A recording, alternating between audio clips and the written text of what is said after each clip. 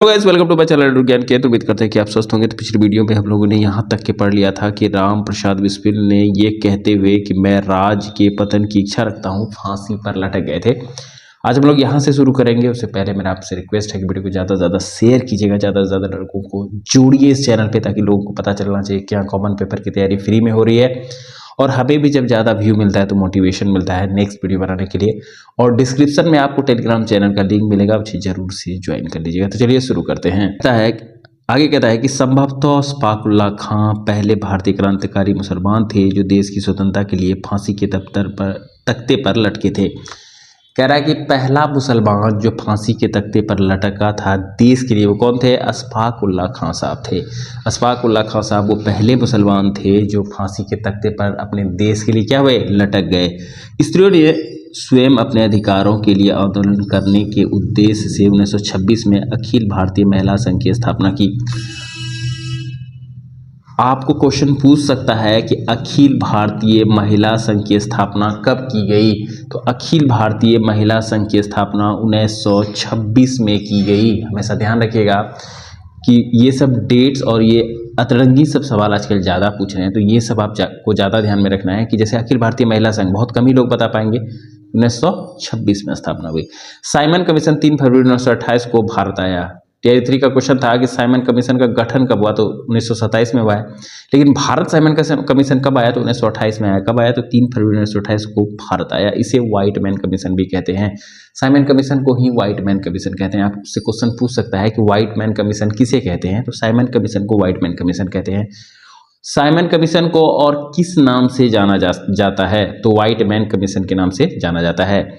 Nehru report को अंतिम रूप से अगस्त 1928 में आयोजित सर्वदलीय सम्मेलन में स्वीकार किया गया था। नेहरू रिपोर्ट को कब स्वीकार किया गया था? सर्वदलीय सम्मेलन में 1928 में स्वीकार किया गया था। इस सम्मेलन की अध्यक्षता अंसारी ने की थी। डॉक्टर अंसारी ने की थी। इसकी अध्यक्षता कौन किया था? डॉक्टर अंसारी ने किया था। अब आगे देखिए, 30 अक्टूबर 1928 को लाहौर में साइमन आयोग के विरुद्ध प्रदर्शन करते हुए पुलिस की लाठी से लाला लाजपत राय घायल हो गए और बाद में उसकी मृत्यु हो गई। लाला लाजपत राय जो मृत्यु हुई वो किस कारण हुई? तो देखिए, लाहौर में साइमन आयोग के विरोध प्रदर्शन करते हुए, साइमन आयोग का जब वो विरोध प्रदर्शन कर रहे थे तो उनको लाठी से बहुत खतरनाक चोट लग गया और बाद में वो क्या हुए? बीमार पड़ गए। लाठी की चोट से तो वो घायल हुए, लेकिन बाद में वो क्या हो गए? बहुत बीमार पड़ गए और उनकी मृत्यु हो गई।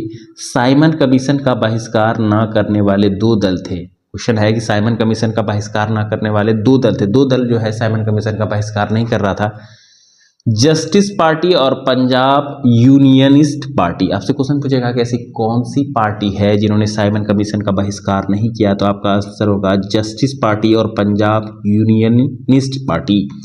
वो 2 पार्टी कौन है जो साइमन कमीशन का विरोध नहीं किया? तो जस्टिस पार्टी और पंजाब यूनियनिस्ट पार्टी। आगे है, भगत सिंह के नेतृत्व में पंजाब के क्रांतिकारियों ने 17 दिसंबर 1928 को लाहौर के तत्कालिक सहायक पुलिस कप्तान सैंडर्स की गोली मार दी। ये ध्यान रखिएगा, ये ध्यान रखिएगा। गोली, हम आपको क्या बोले? बम फेंकने वाला, गोली मारने वाला, ये सब क्वेश्चन काफी पूछ रहा है बीपीएससी। तो क्या कह रहा है? देखिए, भगत सिंह के नेतृत्व में पंजाब के क्रांतिकारियों ने 17 दिसंबर 1928, कब? तो 17 दिसंबर 1928 को लाहौर के तत्कालिक सहायक पुलिस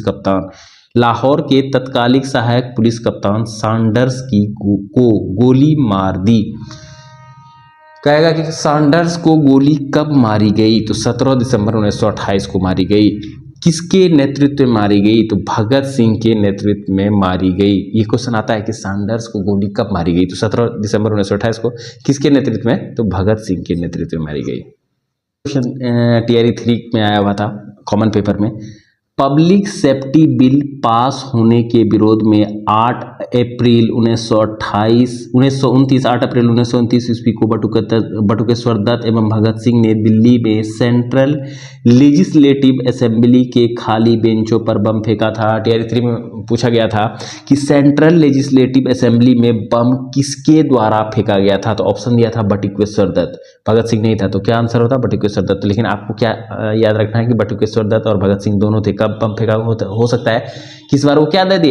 ईस्वी दे दे, ये डेट दे दे। तो आप याद रखिएगा कि 8 अप्रैल 1929 को कहाँ बम फेंका गया था?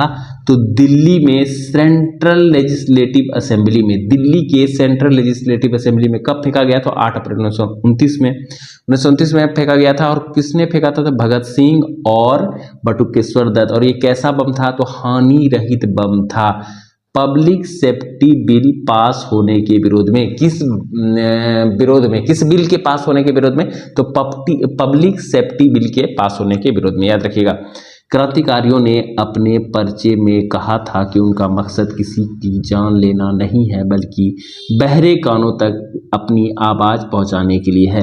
एक पर्चा बांटा गया जिसमें क्या कहा कि उसका मकसद किसी को मारना नहीं है, बल्कि बहरी कानों तक क्या है? उसका आवाज सुनाना। इसका मतलब क्या हुआ कि क्रांतिकारी ये चाहते थे कि जो देश की आजादी के लिए क्रांतिकारी कर रहे हैं ना, उसकी तरफ ध्यान आकर्षित होना चाहिए अंग्रेजों का, इसलिए वो ऐसा किए थे।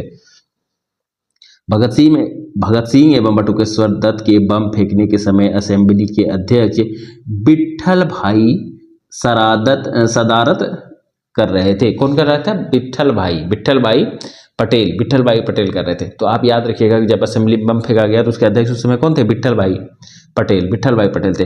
कांग्रेस के 1900, काफी इंपॉर्टेंट है, कांग्रेस के 1929 ईस्वी के लाहौर अधिवेशन में पूर्ण स्वराज का अपना लक्ष्य घोषित किया था। कांग्रेस ने कब किया था? 1929 में। कौन से अधिवेशन में? लाहौर अधिवेशन में। किस अपना लक्ष्य, क्वेश्चन कई बार बनाया कि पूर्ण स्वराज का लक्ष्य कांग्रेस ने कब घोषित किया था? तो 1929 में। कौन से अधिवेशन में? लाहौर अधिवेशन में। हमेशा याद रखिएगा कि कांग्रेस के लाहौर अधिवेशन ऐसे भी डायरेक्ट क्वेश्चन लिया जाता है कि कांग्रेस के किस अधिवेशन में पूर्ण स्वराज को अपना लक्ष्य घोषित किया था? तो लाहौर अधिवेशन में। और ये लाहौर अधिवेशन कब हुआ था? तो 1929 ईस्वी में हुआ था, याद रखिएगा। इस अधिवेशन की अध्यक्षता पंडित जवाहरलाल नेहरू कर रहे थे। हाँ, इसका अध्यक्षता के बारे में पूछता है कि कांग्रेस जिस बार पूर्ण स्वराज का लक्ष्य घोषित किया 1929 में, उस समय उसके अध्यक्ष कौन थे? कांग्रेस के अध्यक्ष कौन थे? तो पंडित जवाहरलाल नेहरू थे। याद रखिएगा कि जब पूर्ण स्वराज का बात उठा था तो वो ईस्वी था 1929, अध्यक्ष थे पंडित जवाहरलाल नेहरू, और अधिवेशन हुआ कहाँ था? तो लाहौर में हुआ था।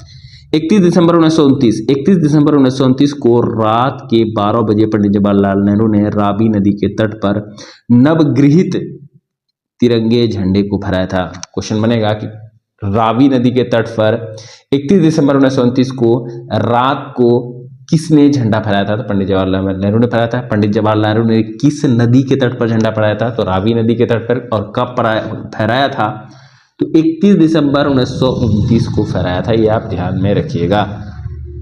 फहराया था।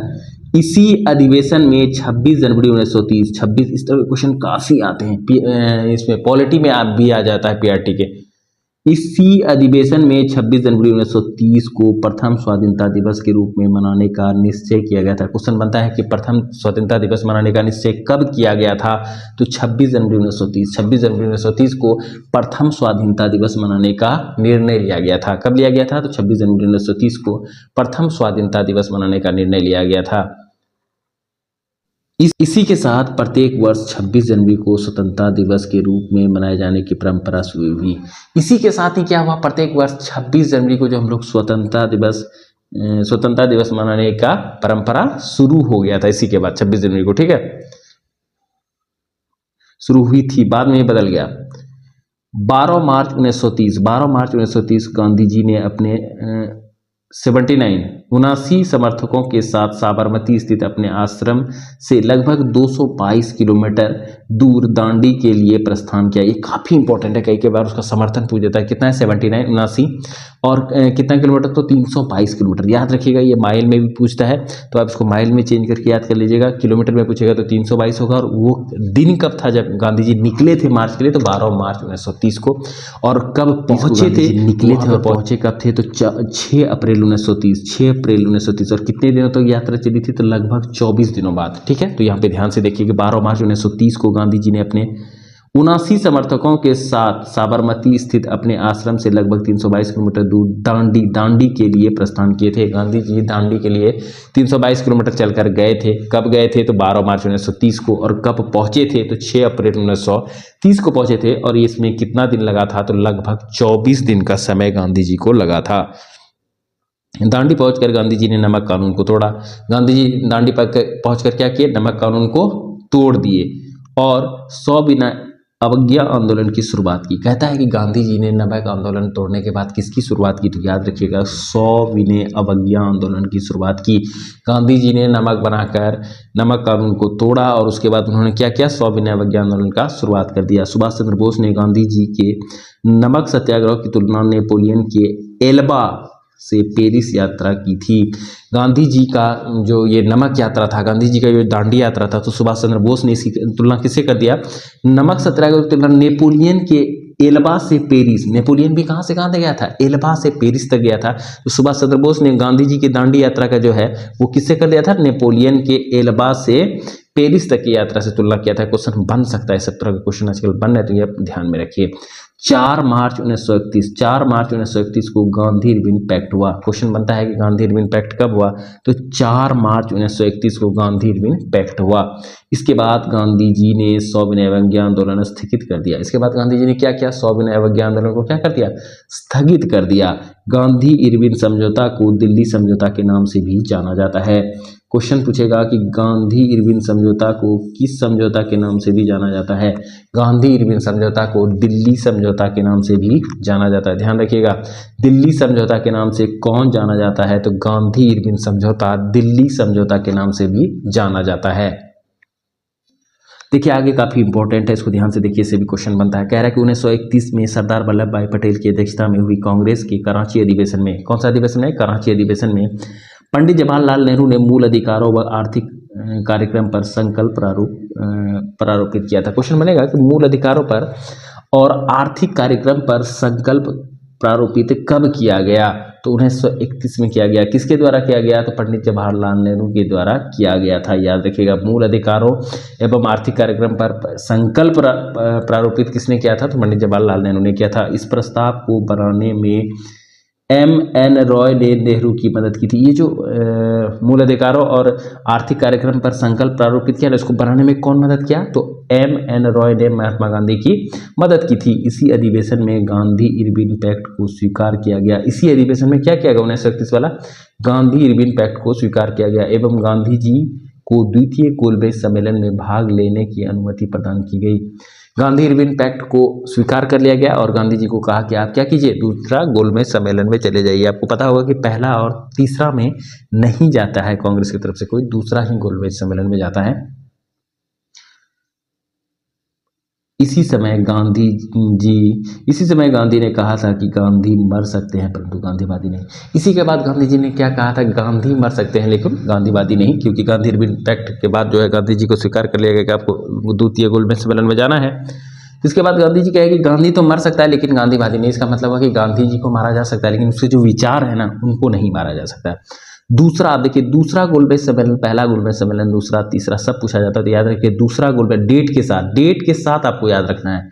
दूसरा गोलमेज सम्मेलन 7 सितंबर 1931 को हुआ। आपको क्वेश्चन पूछा जाएगा कि दूसरा गोलमेज सम्मेलन कब हुआ था? तो 7 सितंबर 1931 को हुआ था। दूसरा गोलमेज सम्मेलन कब हुआ था? तो 7 सितंबर 1931 को हुआ था। महात्मा गांधी ने कांग्रेस के प्रतिनिधित्व के रूप में भाग लिया था। आपको क्वेश्चन बोलेगा कि दूसरा गोलमेज सम्मेलन कब हुआ था? तो 7 सितंबर 1931 को हुआ था। पहला क्वेश्चन तो ये बन गया। दूसरा क्वेश्चन बनता है कि महात्मा गांधी, कांग्रेस की तरफ से द्वितीय गोलमेज सम्मेलन में किसने भाग लिया था? तो महात्मा गांधी ने भाग लिया था। क्वेश्चन आपसे पूछ देगा कि महात्मा गांधी ने द्वितीय सम्मेलन में जो भाग लिया था, तो वो दूसरा गोलमेज सम्मेलन कब हुआ था?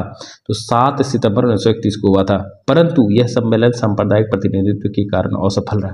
लेकिन ये द्वितीय गोलमेज सम्मेलन जो हुआ है कि सांप्रदायिक प्रतिनिधित्व के कारण क्या हुआ? असफल हो गया। ये प्रथम गोलमेज सम्मेलन 12 नवंबर 1930 एवं तृतीय गोलमेज सम्मेलन 17 नवंबर 1932 में हुआ था।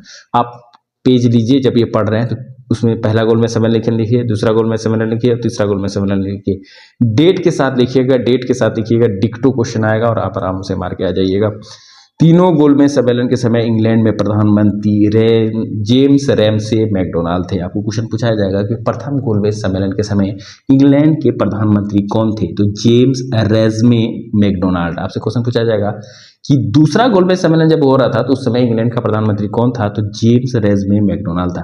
फिर इसी तरह अगर तीसरे के बारे में पूछा जाएगा, कहने का मतलब ये है कि तीनों को अलग अलग से पूछ सकता है और तीनों को एक साथ भी पूछ सकता है कि जब तीनों गोलमेज सम्मेलन हो रहे थे तो उस समय इंग्लैंड के प्रधानमंत्री कौन थे? तो आपको देना है कि जेम्स रैमसे मैकडोनाल्ड थे।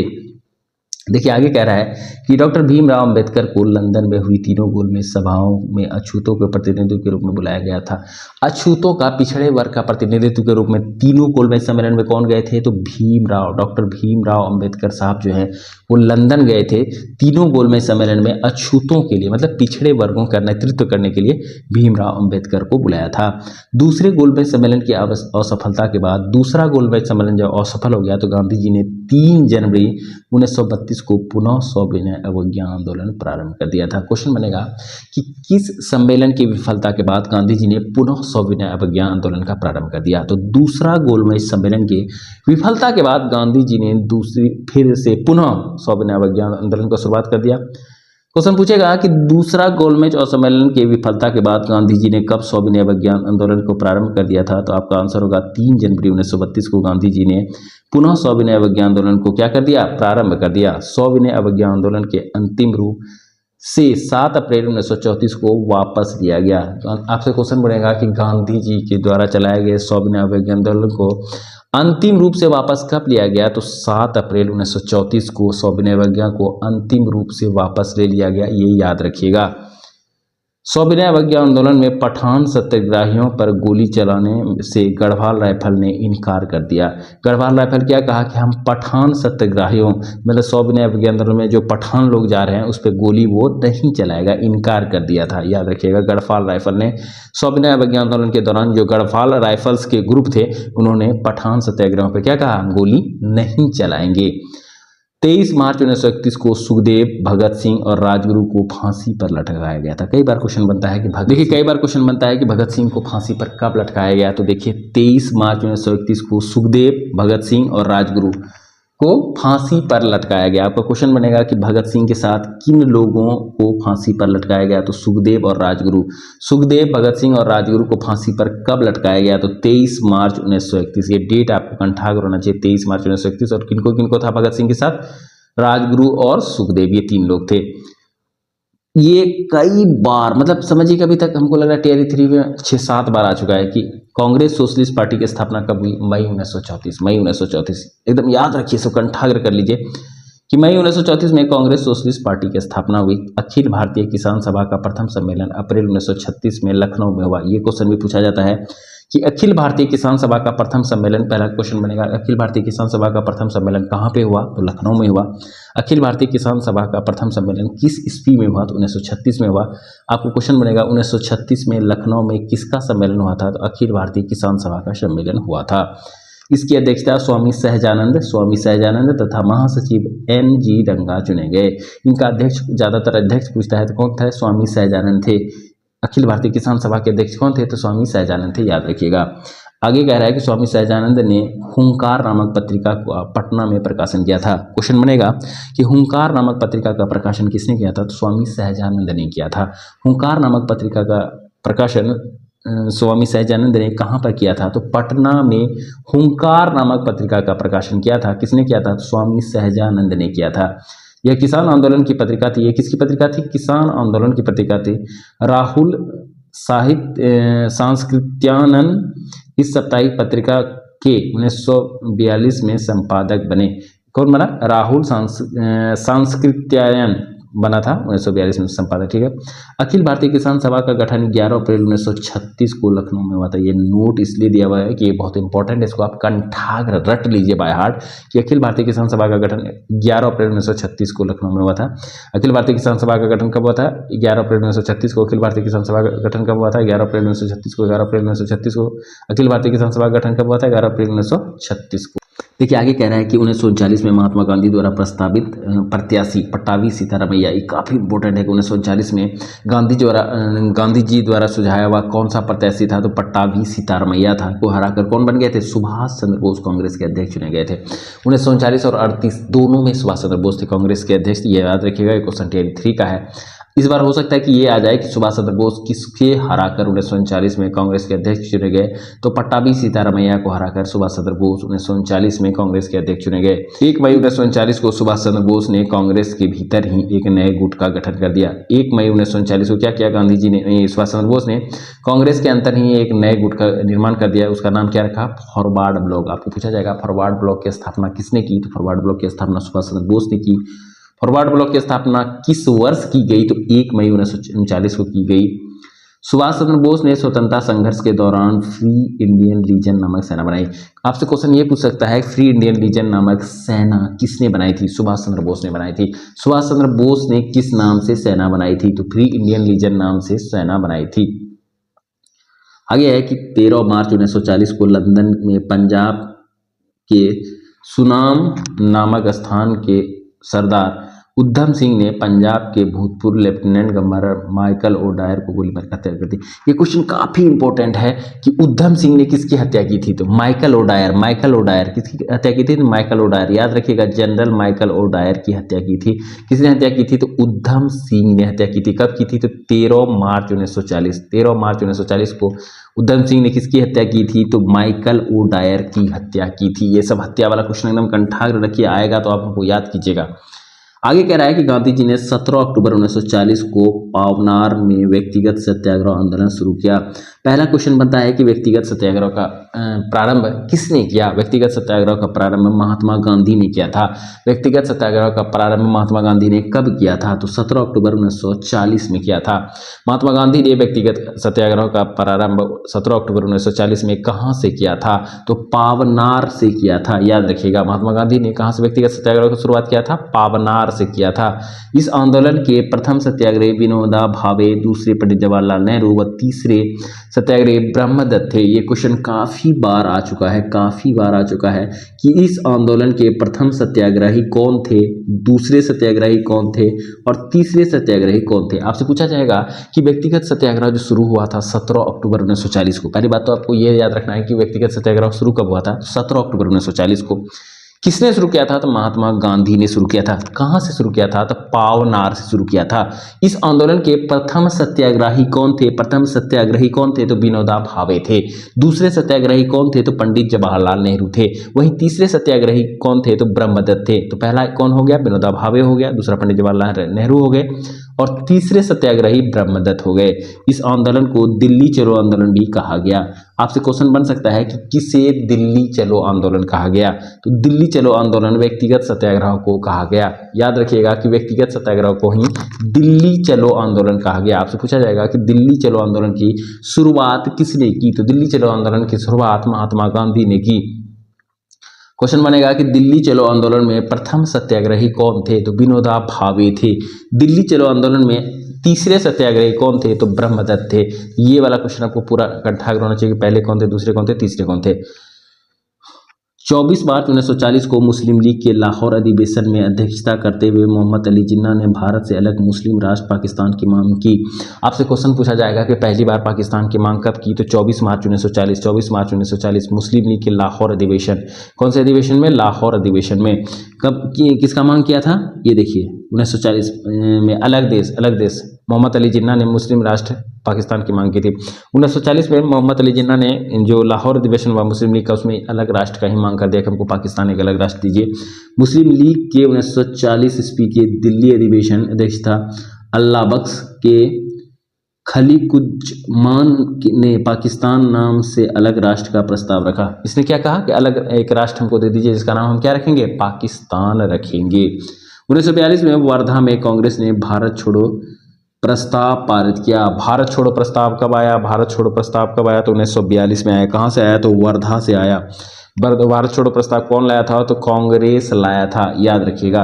आगे है कि 7 अगस्त 1942 को कांग्रेस की बैठक मुंबई में ऐतिहासिक ग्वालिया टैंक में हुई। इसकी अध्यक्षता अबुल कलाम आजाद ने की थी।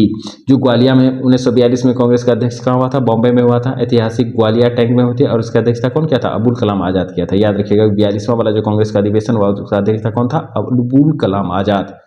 गांधी के भारत छोड़ो प्रस्ताव को कांग्रेस कार्य समिति ने 8 अगस्त 1942 को स्वीकार कर लिया। गांधी जी का जो भारत छोड़ो प्रस्ताव था ना, उसको कांग्रेस ने 8 अगस्त 1942 को क्या कर लिया? स्वीकार कर लिया। भारत छोड़ो आंदोलन की शुरुआत 9 अगस्त 1942 को हुई। कई बार क्वेश्चन बनता है कि 9 अगस्त 1942 को क्या हुआ? गांधी जी के द्वारा भारत छोड़ो आंदोलन का शुरुआत किया गया।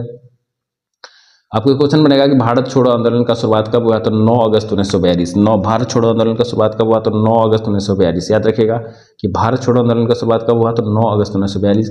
और इसी आंदोलन में गांधी जी ने करो और मरो का नारा दिया था। कई बार ये क्वेश्चन आया हुआ है, कई बार, कि करो और मरो का नारा किसने दिया, तो गांधी जी ने दिया। और करो और मरो का नारा गांधी जी ने कब दिया, किस आंदोलन में दिया, तो भारत छोड़ो आंदोलन में दिया, जिसका शुरुआत 9 अगस्त 1942 को हुआ था। आगे देखिए क्या कह रहे हैं कि 9 अगस्त 1942 को प्रातःकाल ऑपरेशन जीरो आवर ही गांधी जी एवं कांग्रेस के अन्य सभी महत्वपूर्ण नेता गिरफ्तार कर लिए गए। 9 अगस्त 1942 को प्रातःकाल में ही क्या हुआ, गांधी जी और कांग्रेस के अन्य नेता को गिरफ्तार कर लिया गया। गांधी जी को पुणे के आगा खां महल में, गांधी जी वाला बहुत इंपॉर्टेंट है, गांधी जी को कहाँ रखा गया था, तो पुणे के आगा खां महल में, ये याद रखिएगा, गांधी जी को पुणे के आगा खां महल में तथा कांग्रेस कार्यकारी के अन्य सदस्यों को अहमदनगर के दुर्ग पर रखा गया था। अन्य कार्यकर्ताओं को दुर्ग में, लेकिन ये गांधी जी वाला जो है ना आगा खां, ये ज़्यादा इंपॉर्टेंट है। सरोजिनी नायडू, कस्तूरबा गांधी को भी आगा खां पैलेस में ही रखा गया था। पंडित जवाहरलाल नेहरू को अल्मोड़ा जेल, ये पंडित जवाहरलाल नेहरू वाला याद रखिएगा, कहाँ पे रखा गया था, अल्मोड़ा जेल। ये जो 9 अगस्त 1942 को प्रातःकाल में सबको अरेस्ट कर लिया गया ना, तो इसको अलग अलग जेल में शिफ्ट कर दिया गया। एक जगह रखता तो फिर कुछ ना कुछ नीति बना लेता, इसीलिए क्या किया गया, इस लोग को अलग अलग शिफ्ट कर दिया गया। तो पंडित जवाहरलाल नेहरू को अल्मोड़ा, राजेंद्र प्रसाद को बांकीपुर जेल। राजेंद्र प्रसाद वाला कई बार आ चुका है कि राजेंद्र प्रसाद को जो भारत छोड़ो आंदोलन के तहत गिरफ्तार किया गया था, उन्हें किस जेल में रखा गया था, तो बांकीपुर जेल में। और मौलाना अबुल कलाम आज़ाद को बांकुड़ा जेल में रखा गया था। 6 मई 1944 को गांधी जी को जेल से छोड़ा गया। गांधी जी को कब छोड़ा गया, 6 मई 1944 को। तो ये किस किस जेल में रखा गया था, आप कॉपी में लिख के बार बार दिमाग में घुमाइएगा, एकदम याद हो जाएगा। आगे कह रहा है कि उषा मेहता भारत छोड़ो आंदोलन के समय खुफिया रेडियो चलाने के कारण पूरे देश में विख्यात हुई। ये क्वेश्चन भी आया है, इसमें अभी कुछ दिन पहले मूवी भी आया था कि किसने खुफिया रेडियो चलाने के कारण विख्यात हुई, कौन खुफिया रेडियो चलाने के कारण विख्यात हुई, तो उषा मेहता। दूसरा क्वेश्चन बनेगा उषा मेहता किस आंदोलन के दौरान रेडियो चलाने में विख्यात हुई, तो भारत छोड़ो आंदोलन के दौरान वह रेडियो चलाने में विख्यात हुई। क्वेश्चन ये भी बन सकता है, उषा मेहता ने भारत छोड़ो आंदोलन के समय क्या चलाया था या किस लिए वो विख्यात थी, तो आपका आंसर होगा कि भारत छोड़ो आंदोलन के दौरान उन्होंने खुफिया रेडियो चलाया था, जिसके कारण वो क्या हुई, विख्यात हुई। तो आज हम लोग क्लास को यहीं रखेंगे। उम्मीद करते हैं कि आपको वीडियो पसंद आया होगा। अगर पसंद आया तो वीडियो को लाइक कीजिए। चैनल पे नए हैं तो भाई के चैनल को सब्सक्राइब करना मत भूलिएगा। मिलते हैं नेक्स्ट वीडियो में, तब तक के लिए जय हिंद।